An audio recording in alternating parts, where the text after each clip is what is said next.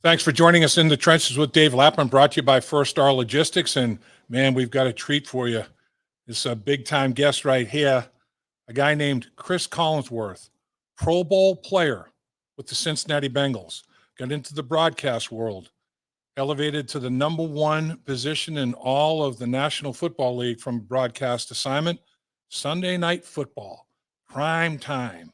He's a prime time player, prime time broadcaster, and now an entrepreneur as well with Pro Football Focus. He's turned that into a juggernaut. It is the authority on all things football at every level of football that you can imagine.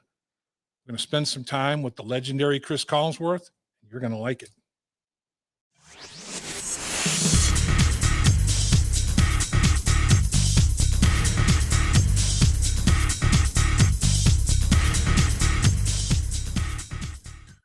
Welcome once again to In the Trenches with Dave Lapham, brought to you by First Star Logistics, and we're coming from our beautiful studios as always. And man, it's showtime because we got ourselves a guest here today now. It is a guy whose personality is infectious. Everybody associated with the game of football knows of Cris Collinsworth. CC, my man, appreciate you visiting and giving us some time. What's happening, man? What are you doing? I'm doing nowhere near enough, I can tell you that, compared to what you're doing. I mean, let's talk about Cris Collinsworth. Okay. Tremendous football player with the Cincinnati Bengals.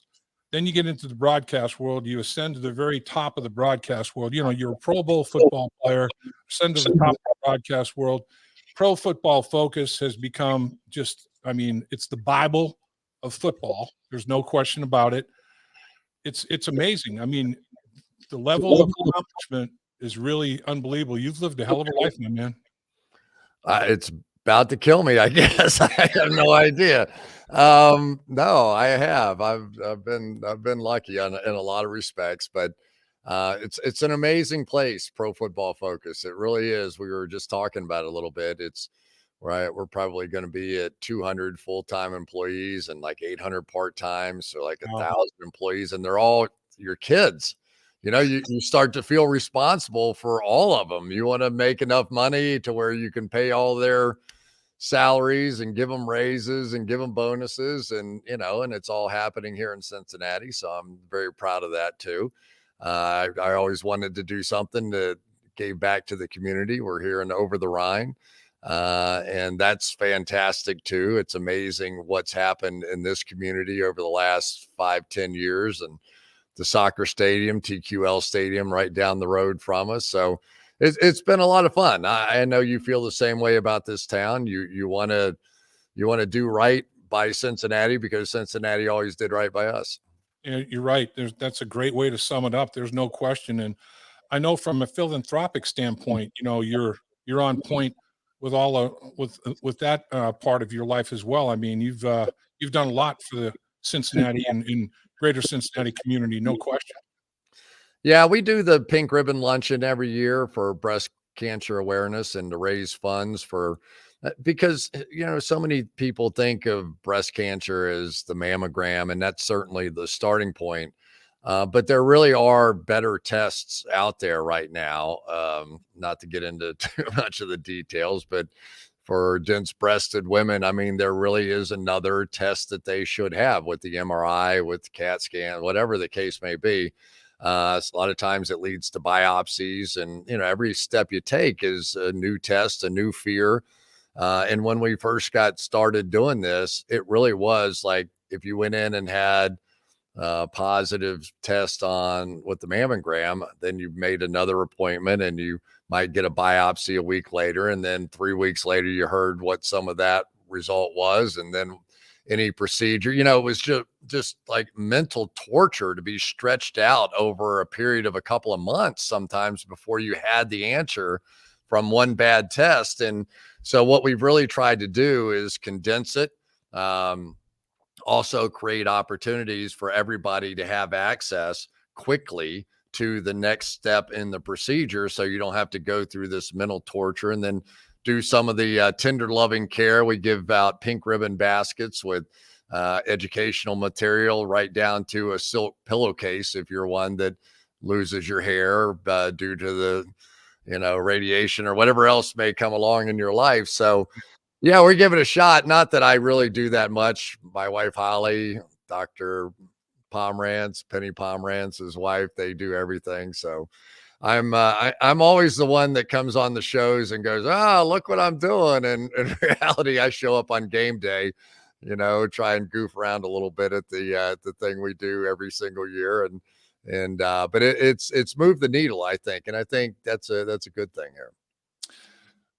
And what about, I know probably the most important thing to you, obviously, is your family. You mentioned your wife, Holly. You've got, athletes galore. Your sons are great athletes. Austin is working with you, Pro Football Focus. Jack's doing USFL play-by-play, does Notre Dame stuff, does NFL work. And I know your daughters are, really good collegiate sprinters. I mean, your family must be a big source of pride for you as well. Yeah, 2 grandbabies, another one on the way, due in the middle of June. Yeah, so we're headed that way, and so I do that well. I like being a grandpa. I didn't know that you could apply for that job, but I'm really glad to have that job. I just lie on the floor and let them jump all over me, and sometimes they get a little bigger and stronger. You take a couple of blows, you take a few shots here and there. But it's fantastic. I love it all. I love dance recitals. I love ball games. I love whatever they're into, I'm into.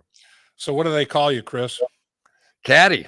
So my nickname in college and some with the Bengals was Cadillac. Yep. And so they came up with, like, I had all those other names, and I don't even remember how I got started, but I was like, well, all right, that's pretty cool. And because it kind of rhymes with daddy, they kind of get to it faster than they do, Holly or grandma or whatever else.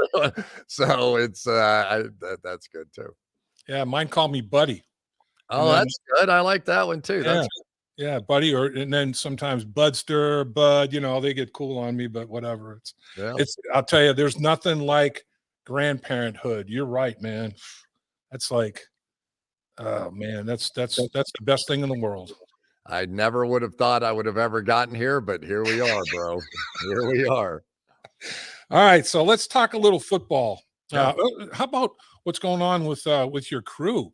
I mean, you're the only common denominator. You're the guy. You're the person that is the anchor as such. Been there through the whole 9 yards. Some turnaround in this year in terms of the broadcast team, and of course NBC Sunday Night Football is number 1 in terms of viewership for, I don't know how many years in a row is it now? 15, 11. So 11 straight years. Yeah, and American Idol, I think, held the record before that with 6 straight. That was the longest running. All in the Family was 5 straight. The Cosby Show was 4 straight.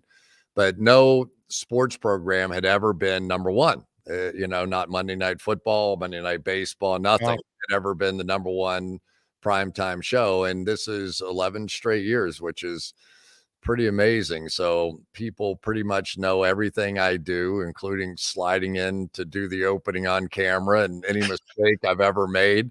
I had a lady at the airport today tell me, what did she say? She goes, so why do you hate Joe Burrow? I was like, I hate Joe Burrow. Are you crazy? It's like he put the Cincinnati Bengals. Oh, I remember you said that one thing when he threw that one incomplete pass, that was a bad pass. I'm like, that is hating Joe Burrow. Like, come on. I worked so hard to be neutral in that broadcast. Oh my goodness. I knew I was going to get just destroyed for being biased for or against, or why do you hate the Bengals, or, you favored the Bengals. And I think we kind of threaded the needle a little bit trying to walk the straight and narrow, but it wasn't always easy. Oh, I'll tell you, you've done a tremendous job of that. And talk about, I know you have prior experience working with Mike Tirico, and you talk about the new crew though. What are you excited? Is it giving you like a little injection of energy going into this year? Yeah, it has. And we just came out of some meetings with the whole crew, and I really only had one bit of advice. And that was, Al Michaels, Michelle Tafoya, Fred Godelli, who was our great producer. Drew Esikoff is coming back to this team, but And I said, they were all great. And the run was fantastic. I said, but the only way we're really going to screw this up is if we try to do what they did, right? This is an opportunity for us to put our own signature on this broadcast. And if we do that, we're going to be really successful. If we try and impersonate anybody else, if I try to become John Madden or you try to become Al Michaels, it's not going to work. It's just not going to work. But everybody in here has the experience, has been at this profession for a very long time. Let's put our own take on Sunday Night Football. Let's recreate it. And to me, that's kind of created a whole new energy within me as well. I'm trying to examine everything that I've ever done and think how I can get better and how I can improve and how we can do it together. So I'm really excited. There were some fresh new ideas that came out of what we were going to try and do with this year's broadcast. And I'm excited to see where it goes. Yeah, I'm excited to see the synergy, between this new group. I mean, you got some real talent, obviously, and it's just like any team, though. I mean, repetition breeds comfort level, and everybody has to find their space and all that sort of thing. It's going to be fun to watch. There's no doubt. Let's talk about the Cincinnati Bengals. Let's shift to that. Yeah. Same type of scenario. There's going to be different players. It's not going to be the same team that went to the Super Bowl last year. There's going to be change. If you stay the same, you're getting worse in professional sports, and they're not going to stay the same in any stretch of form. You've been on Super Bowl games. How tough is it to get back? We didn't do it, so it must be hard, In 81, we came back and backed it up with a strike-shortened 7-2 season and then got blown out by the Jets, who wouldn't have even been in the playoffs under a normal circumstance because they were the 7 seed, we were the 2 seed, and Freeman McNeil runs for about 250 yards that day. The only thing I can remember is I had about an 80-yard touchdown pass called back. I was like, we're gonna, but I think it is hard. But I really like what the Bengals did. In retrospect, some of the moves the Bengals have made over the past several years and the draft picks they've made, have been home runs. I mean, there's no way of saying anything other than exactly that. Jamar Chase, Joe Burrow, I think arguably the 2 best players out of the last 2 drafts, and now very young players on those cheaper contracts, not cheap, but cheaper contracts. The Bengals went out and found veteran football players in the secondary that either didn't work out for some reason or they felt they were underpaid. Chidobe Awuzie, Mike Hilton, Eli Apple. Now they're going to add to that. I don't know exactly what's going on with the negotiations with Jesse Bates on the back end. But you draft Daxton Hill and you watch him play at Michigan. And this is a guy that I think can play outside corner. I know he can play in the slot. We saw him do that.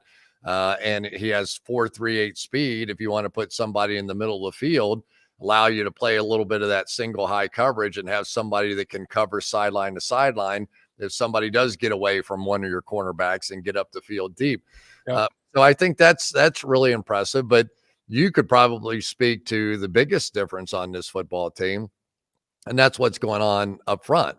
For them to have settled up front with Lyle Collins and Alex Kappa and Ted Karras before the draft got started allowed them to sort of go after some best player available sort of things after they fixed what was the primary issue for this football team.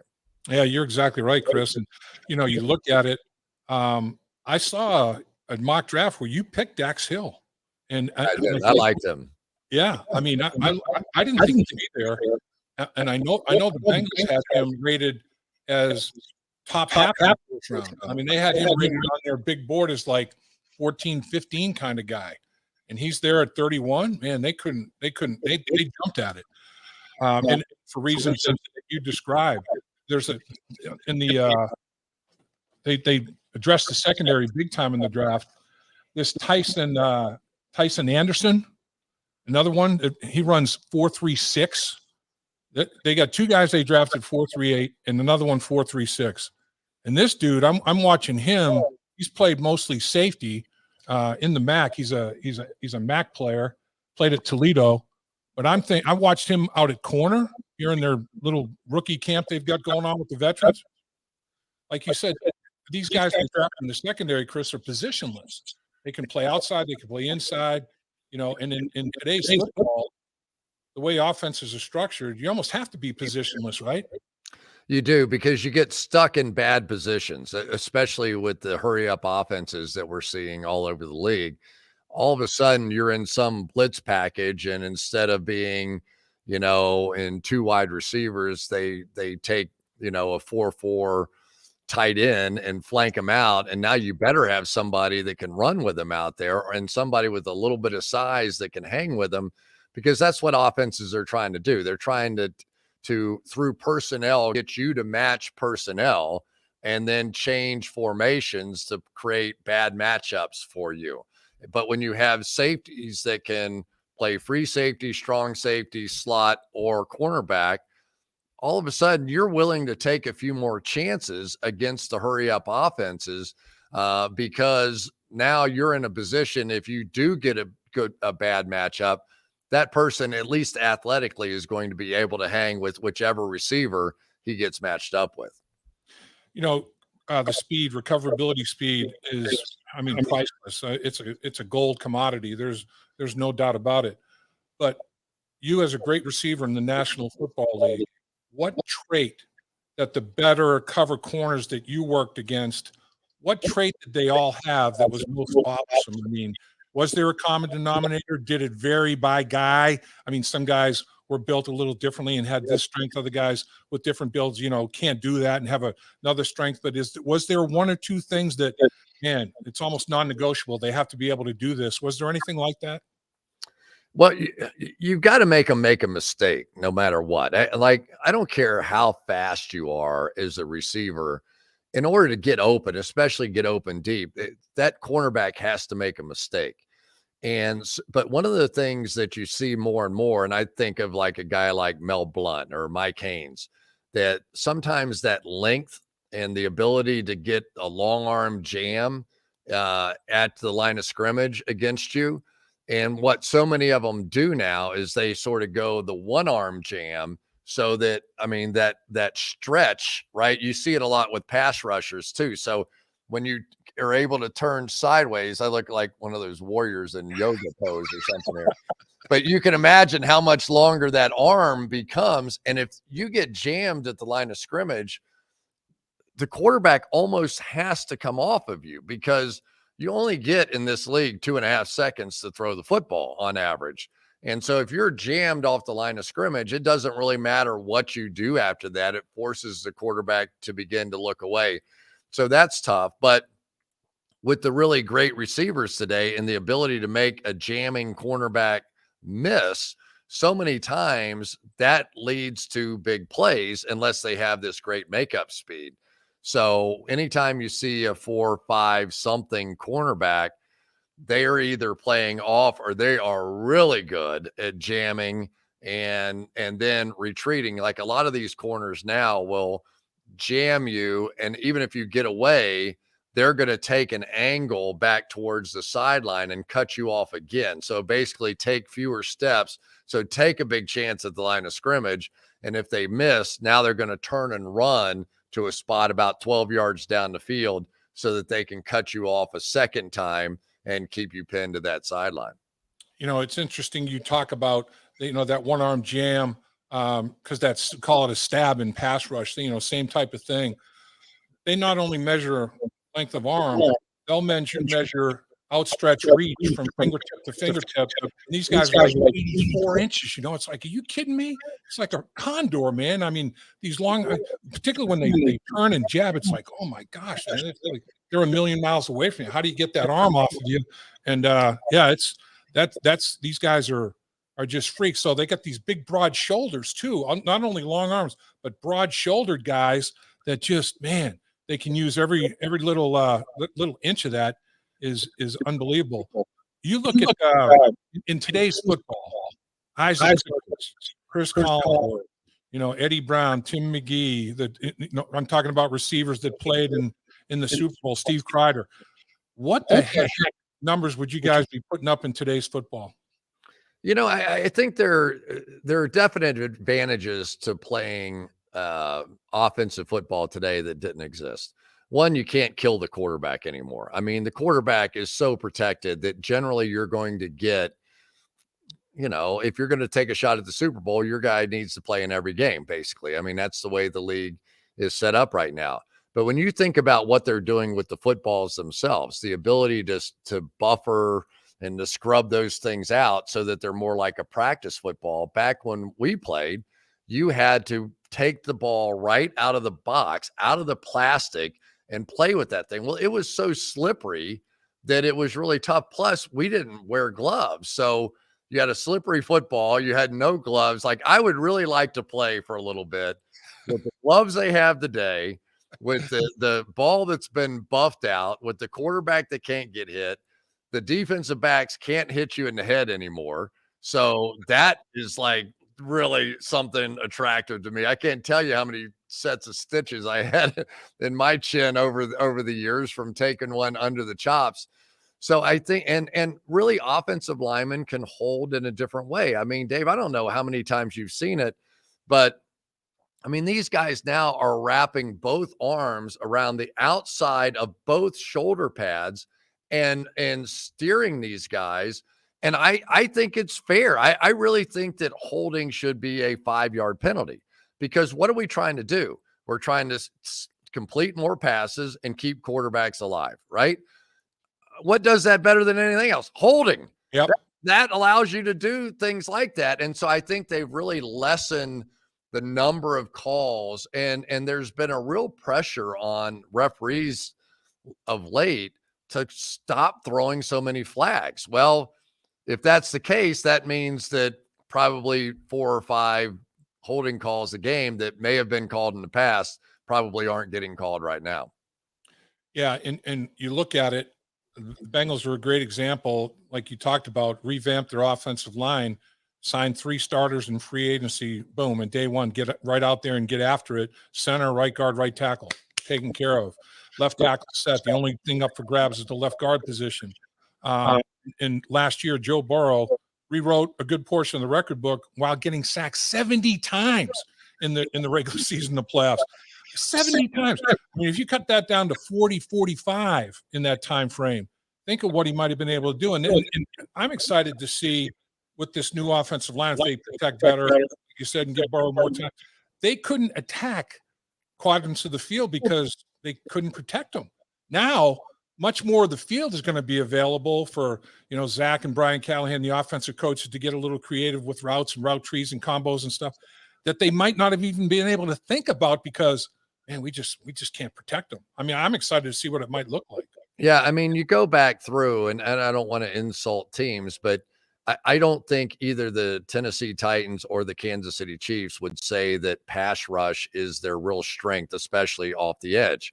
And it allowed the Bengals to get them. And unfortunately for them, they ended up playing the Rams in the Super Bowl. And the Rams' strength really is their ability to get after it as a one-on-one kind of pass rush group. But I thought this group did a pretty good job in the Super Bowl for like the first half of the game. And Burrow was getting the ball out very quickly. And they have to be, I mean, losing a Super Bowl is brutal. I mean, you wake up with it every single day of the rest of your life. You lose 2 like I did, it's like it never goes away from you. And so I do think that this team is better than the one that got beat in the Super Bowl. The problem is the AFC is so unbelievable this year. Yep. I mean, in my mind, I have 2 teams that I don't think could go to the Super Bowl out of the AFC, and that's Jacksonville and Houston. And I originally put the Jets in there, but you look at the draft haul that the Jets have, and they've got a second-year rookie quarterback who's going to be better in Zach Wilson. I think I was like, is it possible they're this year's version of the Bengals? I could see that. And plus, you have to add into it that they're really not in the kind of division like the AFC North or the AFC West, where you're going to be fighting for your life every single day, especially in the South. You're going to see Indy and Tennessee again, I think, with 4 wins over Jacksonville and Houston to just get started. And you can't say that about the North, and you can't say that about the West. So when you look at a team like the Jets and you go, could they beat the Patriots? Yeah, I could see that. Could they beat the Bills? Maybe not. Could they hang with the Dolphins? Yeah, I could see that. But across the board, it just looks like the AFC is going to be a killer. And the NFC, you kind of go, all right, I like Tampa. I like Dallas, right? I like the Rams, and I like the Packers. Doesn't mean Philly can't jump in there. Doesn't mean San Francisco can't jump in there. But Trey Lance is quite possibly going to be the starting quarterback in San Francisco. What does that do? Devontae Adams out of Green Bay. You know, there's only so many teams that I think really are standing there that, you know, really feel like, okay, at the end of this process, we're going to see 4 or 5 teams. And then after that, we're going to add a couple that are going to get crushed in the playoffs. Yeah, this is perfect to lead to the schedule a little bit, like you're talking about. And I agree with you. I mean, the Bengals winning the AFC North is going to be no easy task. I mean, you know, repeating as AFC North champ, never mind AFC champ, is a challenge. The first half of the season, the Bengals, you know, bye occurs in week 10. The first 9 games, there's some definite challenges on there. You mentioned Dallas. They play Dallas in Dallas. They've got the division opponents, a couple of matchups on Sunday Night Football we'll get to, but the second half of the season after the bye, at Pittsburgh, at Tennessee, Chiefs at Paul Brown Stadium. Then we got the Browns, the division rival at Paul Brown Stadium, at Tampa Bay, at the Patriots, who, you know, went to the playoffs last year, and their rookie quarterback, Jones, goes to the Pro Bowl.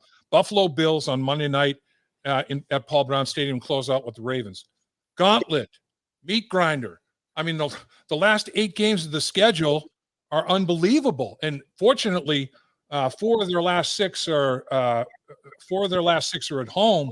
But man, we're talking about unbelievable matchups, and that's a challenge. And obviously, the injury factor, I have no control over that. That's the biggest variable there is.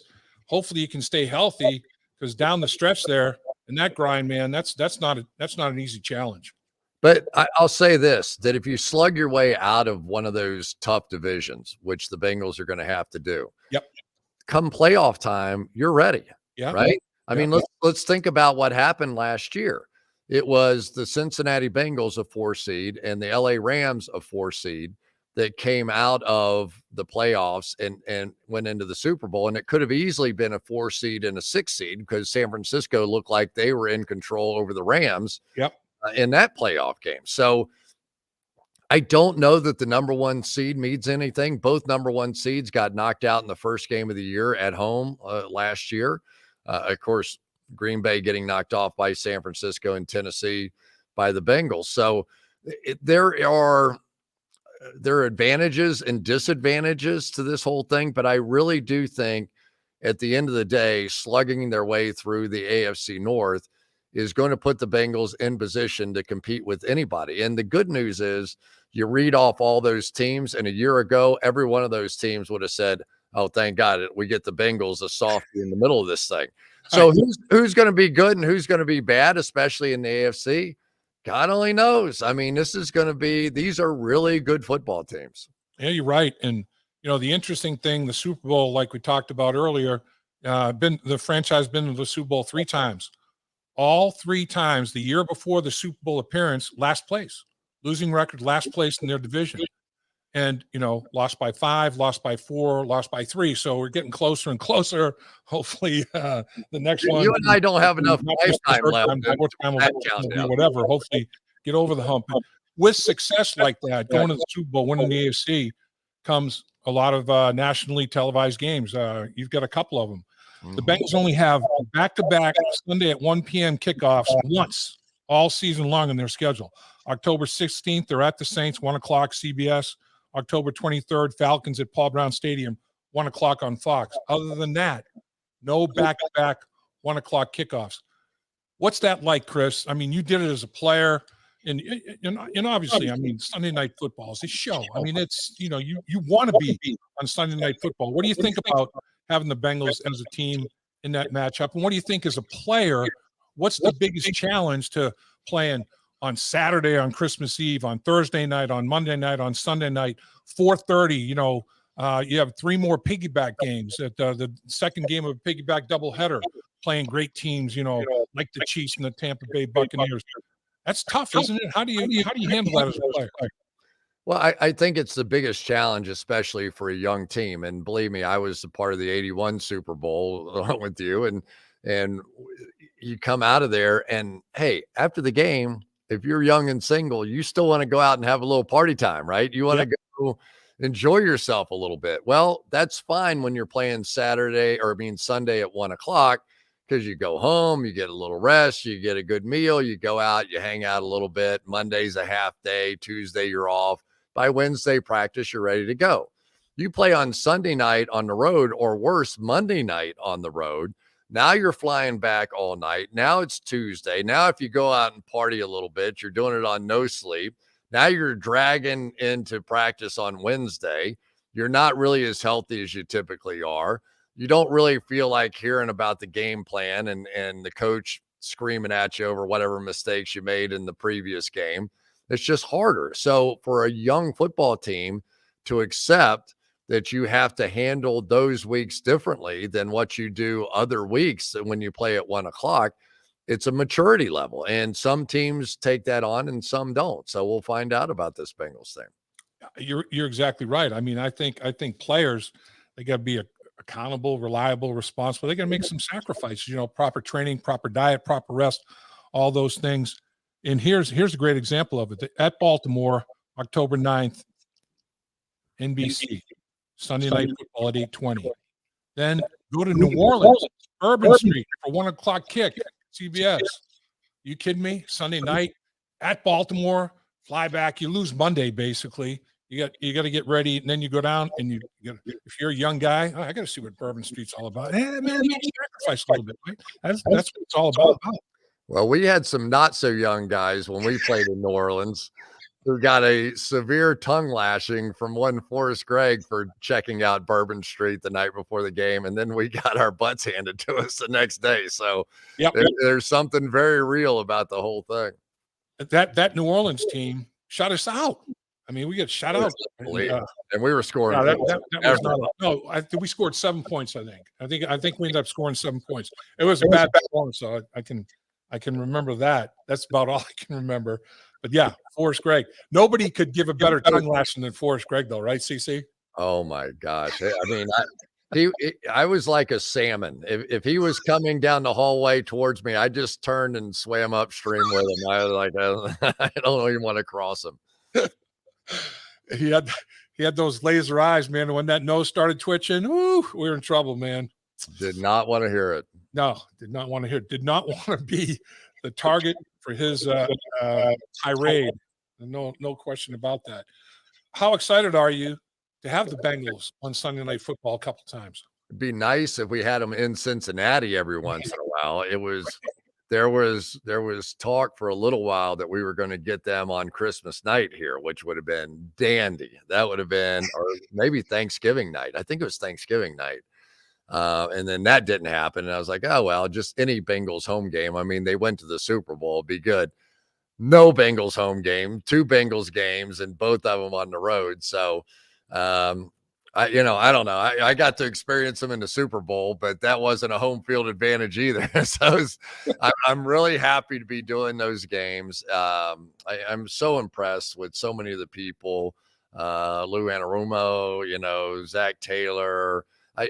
What Katie Brown has done with this organization, I think has been fantastic and probably really underplayed a little bit, her leadership with the football team right now. So I'm really excited about the general direction of the Cincinnati Bengals. I couldn't be more bullish on them. I think they've got a couple of years with these great players on rookie contracts. And they should be thinking about winning Super Bowls, not being good teams. This is a team that very much like Kansas City, very much like Buffalo, You go right down the list, very capable of winning it all. We saw it last year. That was no fluke what they were able to do. And I think they're going to come back even hungrier this next season. Great quarterbacks have a presence. And, there's tremendous examples of it. We had two quarterbacks that won MVPs and took their teams to the Super Bowl, and they both had a great presence. And I was talking to Ted Karras a little bit in the locker room, asking him about Tom Brady's presence. It's basically unmistakable. Joe Burrow has that type of presence. You just feel like he's unravelable. He just gets it. He understands it. He's a football savant. You just have this feeling like nothing's too big for him. No moment's too big for him. Unrattleable. I've never heard that, but that pretty much says it dead on right there. He's a funny kid in a lot of ways. He's so serious that my son Jack was like that when he was a baby, when he was like 2 years old. Like, people would come up and do all these silly things that they do to 2-year-olds, try and make them laugh. And he would just like look at him like that. And I kind of feel like I'm talking to Jack when I talk to Joe. It's like, but what did Al Michaels in our production meeting said something to him? I forget, and he just cracked up, and it was really fun. You felt like you saw that 22-year-old or 3-year-old or whatever he is now, kid inside that protective shell of being the quarterback of a National Football League team, because those guys are about as famous as any human beings on earth right now. I mean, they really are. Everything they do is social media stuff, and it's all over the place, and they can't make a mistake. But what a breath of fresh air, he and Jamar and these guys, they just are. Uzama, I'm going to miss. I thought he was a great personality, a great uplifting guy here. But to get a Hayden Hurst, who was, what was he drafted? 17th, 18th in the draft, something like that. He was 27th, I think. Yeah. First round. Yep. To come in and be able to take over. I just, it's not going to last forever, right? I mean, at some point, can you pay Tyler Boyd? Can you pay, Jesse Bates, T Higgins, at some point decisions are going to have to be made, but this team really has a lot this year. They really have a lot, and I think they have a real chance. And that's the final thing I want to catch up with you about, and appreciate the generosity you've given us with your time. It's been outstanding. And you're as much fun to talk football with as anybody. That's for darn sure. And I know everybody appreciates your opinions and knowledge. Okay. You got quarterbacks making 50 million. You got defensive backs making 20 plus. You got receivers making 20 plus. I mean, how I think you could be a great GM. I think you could run a football team. How do you handle the salary cap? I mean, do you hope that the TV revenue doubles from where it is? Where does it stop? I mean, my gosh, man, what's happening? Well, I don't know that it's really changed that much, because I look at it, and so the quarterback is now at about 25% of the cap value if you have a great one, right? So they're hovering around the 50 million mark, a little bit less than 25%. The one that I thought changed the most this year was the wide receiver position, because you've got Hill with Kansas City moving on to Miami because he wanted a big contract. Devontae Adams goes to the Raiders, big contract there. A.J. Brown leaves Tennessee in a draft day trade with Philadelphia because those teams considered that amount of money to be too much, and that they could turn right around. The Titans drafted this kid Burks out of Arkansas that is very much, that looks like him as a player. He would be a comp for him as a player. So now you have him on a rookie contract as opposed to paying him $25 million a year. So following the money has become a very interesting game right now. And it's unlike baseball, where the Yankees and the Dodgers are going to have $200 million more to spend than the Reds are going to have, right? That's an unfair game. That's not true in the NFL, which is what brings the possibility of every team winning the Super Bowl back into play. And it's so much better a league, in my opinion, than any other league for that reason, that there is it's a budget issue a lot of times. It's like, at what point does that position cross the threshold that no matter how great a player you are, we're not paying that? So we're going to get a real lesson this year about how valuable wide receivers and to some extent cornerbacks are in this league, because that number is hit new highs. Some teams paid it, some teams let that player walk, and we're going to begin to get a feel for what is that threshold now. And final question, we'll get you out of here on this. The National Football League is a minimum 500-pound gorilla from a marketing standpoint, maybe more than that. I mean, it is unbelievable. You've got not playoff games. Super Bowls are getting unbelievable ratings, playoff games, regular season games, but the schedule being announced has become, a national holiday. It gets better ratings than other leagues get in their playoff games. You have the draft, you have the schedule announcement. The NFL has become a year-round marketing machine. Who or what, or is it a combination? Who or what gets credit? I think you start at the top with Roger Goodell. I mean, some people get upset with the way they monopolize the media, but it's what people want to know about. It's no different, though, than the Premier League is in England or the Bundesliga in Germany or whatever. I mean, there are certain sports that capture our imagination, and they're bigger than life in some ways. And I think it's only going to get bigger. Fantasy football has always been a huge part of it.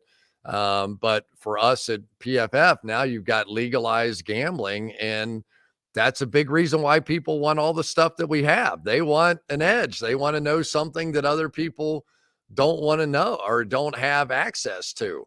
And so I think that the gamification of viewing football, that people, it's not enough. I mean, now on Monday Night Football, you have the broadcast, and then you have the Manning brothers on a second broadcast. Right. Pretty soon we're going to have Snoop Dogg, singing on another broadcast. But if you've got, 25 million eyeballs coming to the screen, there's a lot of ways to make money off of that. And everything else in television is going down. It is, it's getting thinner and thinner and thinner. And, you can go to all the apps and you can watch the movies and the made for TV stuff.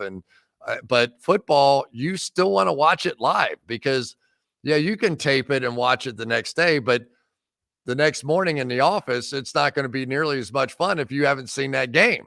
So it's the one place that advertisers still want to be, because they know that people are going to sit through commercials to watch what happens next. Because, I mean, let's face it, the playoff drama that we saw this year, people were asking me if it was scripted. I mean, every playoff game after the first weekend was coming down to the last play of the game. Like, this has got to be fake. This is like turning into wrestling or something out here. But it's not. I mean, it's just they've managed to balance the teams in those leagues. The New York Jets kicked the heck out of the Cincinnati Bengals last year. Yep. And so, I mean, it's compelling every single week. It's compelling every weekend of the offseason, free agency, the draft, all the different things. And you can't get enough of it. And the weird thing is, after a lot of years, I can't get enough of it either. I really still enjoy it. Well, one of my favorite things, I love to watch the show, whoever the player, coach, or whatever, A Football Life.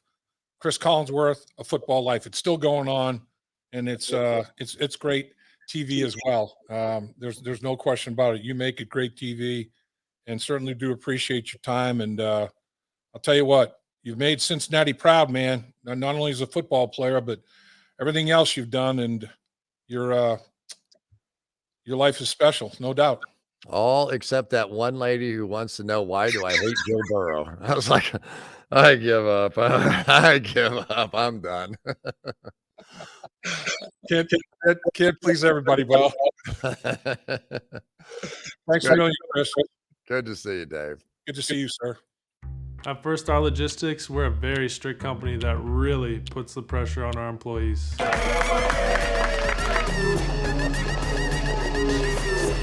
Brakes? What are those?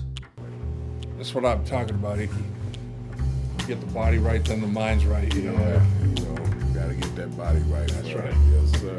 Become a star with a chance to earn the highest commission percentages in the industry as a freight broker agent. Check out firststarlogistics.com.